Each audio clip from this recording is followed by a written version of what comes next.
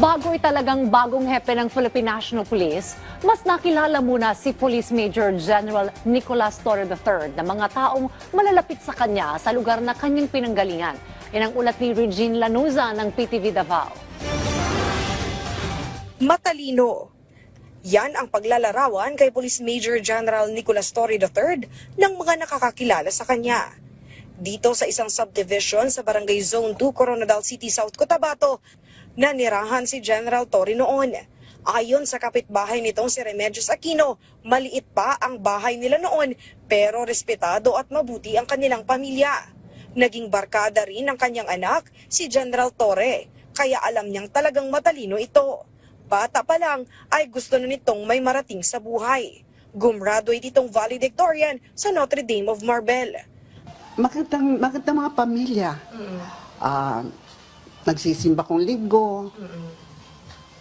Mababait sa mga kapitbahay. Actually, nung lumipat sila sa Iloilo, yung mga gamit nila, pinahingi na lang nila sa kapitbahay dyan sa likod. Noong high school, ay sa Coronadal Comprehensive High School na ito nag-aral at naging salutatorian ng Class 1988. Isa sa classmate nito, ang incumbent 2nd District South Cotabato Board member na si Junette Ines Hurtado. Ayon sa kanya, sa likod ng seryosong si General Torre ay ang kwela at makulit na ugali nito. Noong high school pa lang ay kadalasan siyang tinutukso at kinukulit. Pero si General Torre rin ang gumagawa ng kanyang math assignment. Actually, siya yung sobrang talino na hindi yung mapili. Ibig sabihin like kung gusto niyang turuan ka, humingi ka ng hindi yung katulad na iba na, ay, di pwede mangopya kasi dapat ako lang yung matalino. High school pa lang ay gusto na ni Torre na pumasok sa Philippine National Police Academy o PNPA. Pero dahil kailangan ng 72 academic credits, ay pumasok muna ito sa isang pribadong eskwelahan. Nagtapos ito ng top sa PNPA Tagapaglunsad Class of 1993 at doon na nagsimula ang kanyang karera bilang pulis. Na-assign ito sa iba't ibang lugar sa Luzon, Visayas at Mindanao. Hanggang noong June 2024, na-assign ito sa Davao Region. At dito na ito naging kontrobersyal nang inaresto nito si Kingdom of Jesus Christ Pastor Apollo Kibuloy. Mas naging kontrobersyal pa ito nang maging head ng Criminal Investigation and Detection Group o CIDG noong September 2024 at inaresto si dating Pangulong Rodrigo Duterte.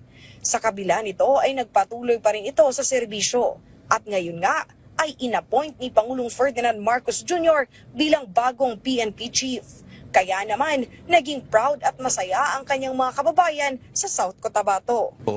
Congratulations to General Nicolas Torre. So we are proud nga taga-Barangay Zone 2 ang magiging next na Chief PNP. Kami mga taga-South Cotabato ay proud sa pagtatalaga ng isang kababayan namin, isang South Cotabateños na maglilid ng Philippine National Police.